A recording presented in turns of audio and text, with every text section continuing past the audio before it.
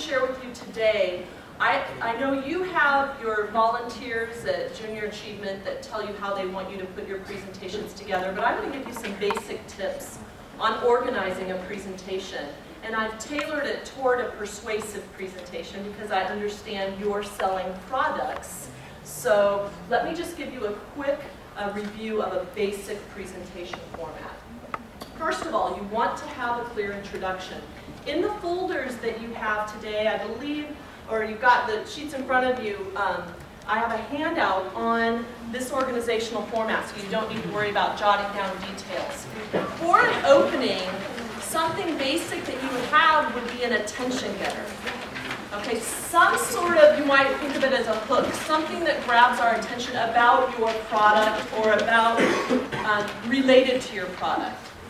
So one that I might throw out there is, do you find it a challenge to find affordable and high quality crystal jewelry? Yeah. That might be your attention getter.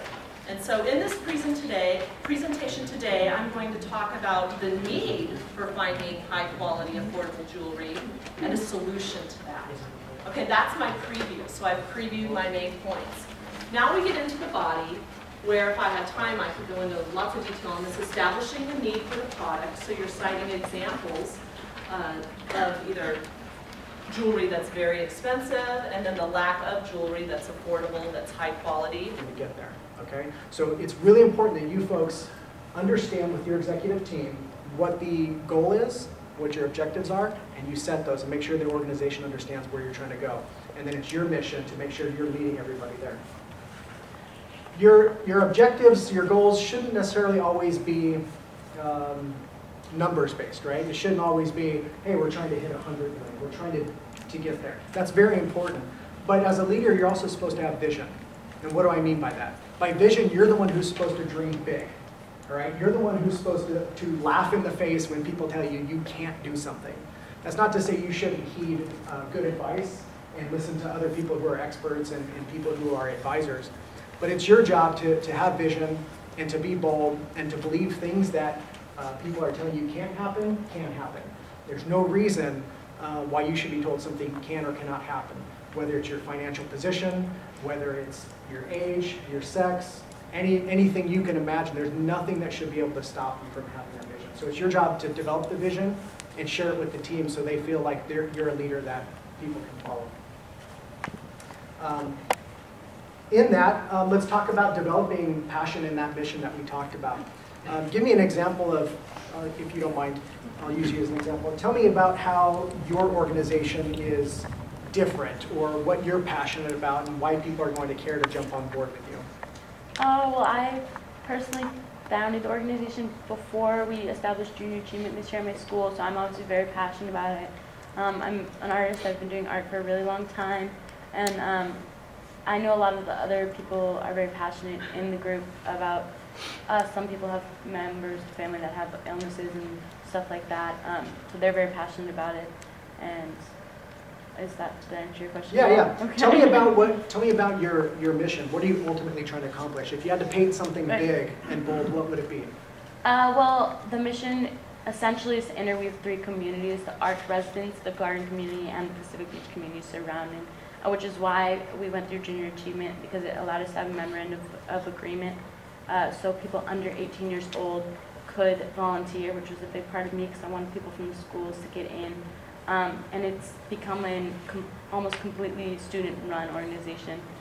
So no one over 18 is running this nonprofit very much. Great.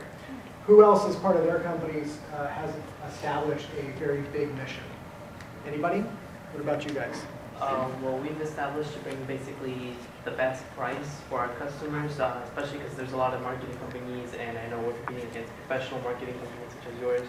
And I know that I have to bring a quality product, and I need for my customers to understand the strategies that we're explaining. So what we're trying to do is basically have satisfied customers, and we're trying to keep everything at a professional level. We have a level of bar set that we won't fall under. Okay. Very good. Anybody else? Mission? So what I want you guys to think about in terms of mission is I want you to think about in our business, we call it helping our clients develop a mental model. And basically what that means is we're taking the mission and we're giving it a shift. We're making it to where they understand that their mission really shouldn't tie them to a near-term future. Okay, I'll give you an example. Has everyone heard of the Kodak company? Right? Have you heard lately that they've been experiencing a lot of financial turmoil and they're possibly, in fact, going bankrupt? Well, when you hear this story as a business person, you start to listen to this in shock, right? Because at one point they were the biggest, baddest, most dominant player in their field, right? And they were in the business of producing and developing film, right? And so people often wonder, why would the biggest and baddest, go out of business? How, of all the companies out there, how could they be the ones to fail and go bankrupt?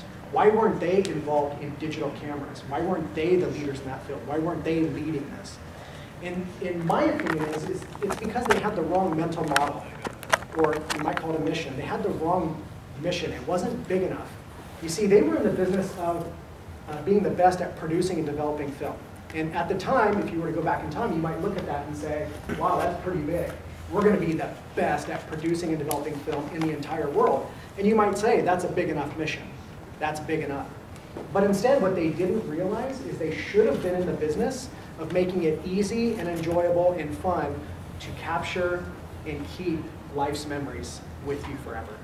So when you have that kind of mission, do you see how we have detached from film? It's not about producing and developing film anymore. It's about making, preserving life's memories fun and enjoyable and entertaining and affordable, right? And memories that you can keep with you forever. And when you have that kind of mission, your world starts to open up.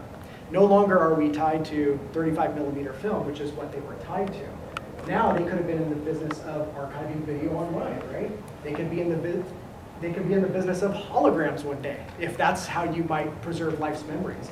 But instead, because they tied themselves to film, they stayed the biggest and baddest at film. Well, what happened? Film is going away. Film is not how the consumer will record life's memories, right? How are we doing it now? We're doing it with our phones. It's all digital, and now it goes up into what people are calling the cloud or the internet, right? So by tying yourself to your mission, you have to just make sure that in your businesses that your mission is big enough to keep you in business for a long time. The Marine Corps, one of the reasons the Marine Corps works so well is because every single person from the private all the way up to the general understands their role within the organization, and they're made to feel like they're important.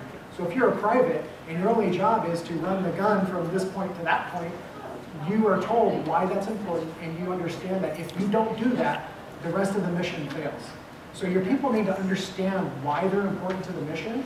They also need to understand you absolutely expect them to perform. You absolutely expect that they're going to do great things, and that you will then, be there to have everyone patted on the back, make sure everyone feels good, and that you're going to recognize them. FaceTime, usually when you go off to college, you don't see your parents anymore, or your brother, or your best friend. So FaceTime is there. So during college or during class, I would take FaceTime. And that's smart too, because they're paying that tuition. So it's good to say, hi mom, looking good, doing well today. Good job. Okay. And when you always want to stay connected with your friends and your buddies, and you want to know where all the parties are at.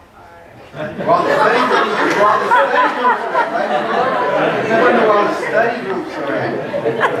Everything having a study, it's at the library, on the day.